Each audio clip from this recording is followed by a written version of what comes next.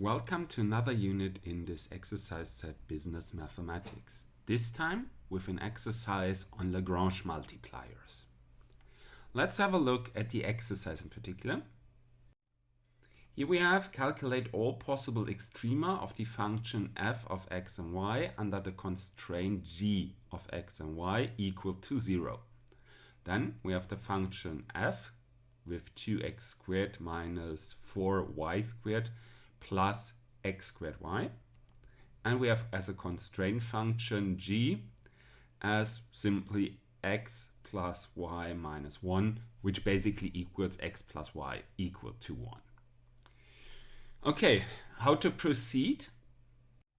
If we want to calculate the extrema under constraint and we have an equality constraint, we're going to use Lagrange multipliers.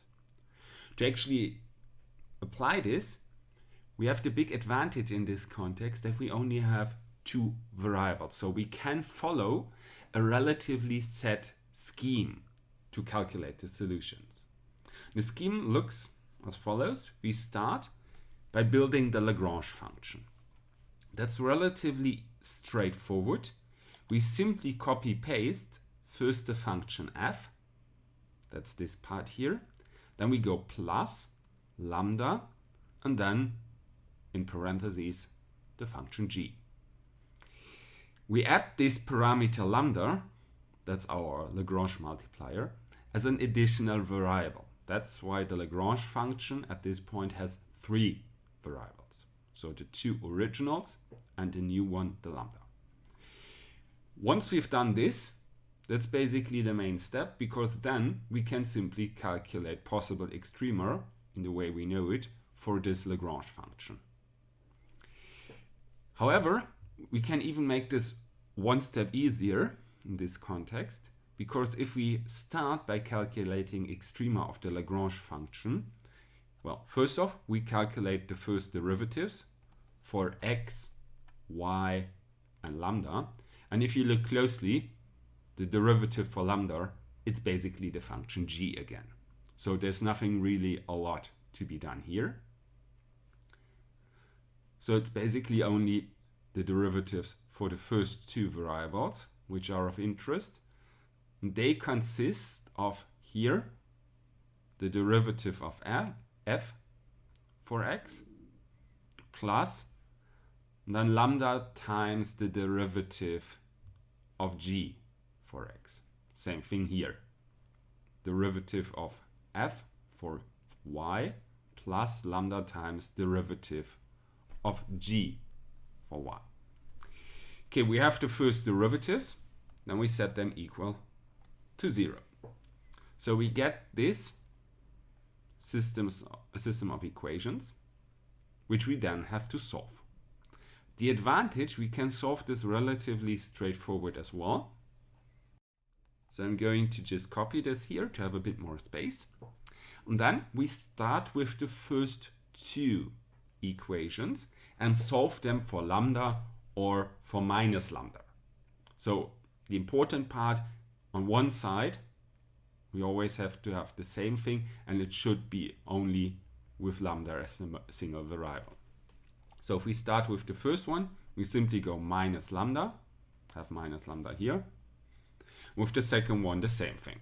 So we could, in this case, also divide or multiply with minus 1, or we could keep it like this because it's already the same on this side. So having the same on the right side, we can equalize those two equations. That's actually then the next step. We get this result. Now we have one equation with but two variables. So now we have two possibilities. Either we can solve this equation for one of the two variables and then insert this into the third, or we solve the third one for one of the two variables and insert this into the new equation 4.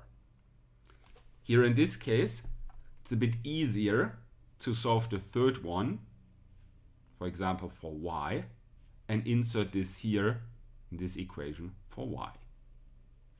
So if we solve this for y, what we basically do is plus 1 minus x. So instead of y, we insert 1 minus x. Then we actually get rid of these parentheses here. We summarize all the different terms and we get this expression. That's like a classical quadratic equation which we can solve using the PQ formula, which gives us two solutions here. First one being 4/3, second one being -2. Well, those two x values we then insert again into the third part, so what we used just here, and we get the corresponding y values, which for the first one is -1/3 and for the second one is 3. And that already concludes what we did here. So basically it's Lagrange function, first derivatives of the Lagrange function, set equal to 0. Well, you could put one step in between here. You could simplify this if necessary. So divide by an x or y if possible and necessary.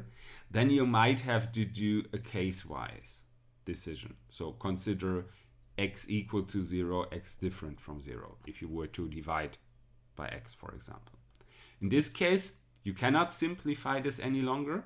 So we go to the next step, which is just solving for lambda, equalizing the first two, getting one equation with only x and y, having the third one only with x and y as well. So we can solve one of the two equations for the first variable and insert this into the second equation. We have only one equation with a single variable, so we solve this for the variable and insert this in the one we used earlier. So that's a relatively straightforward process, which basically always works in this fashion as long as you only have two variables. Well, this then concludes this unit, so I hope you enjoyed listening, and I say goodbye and see you next time.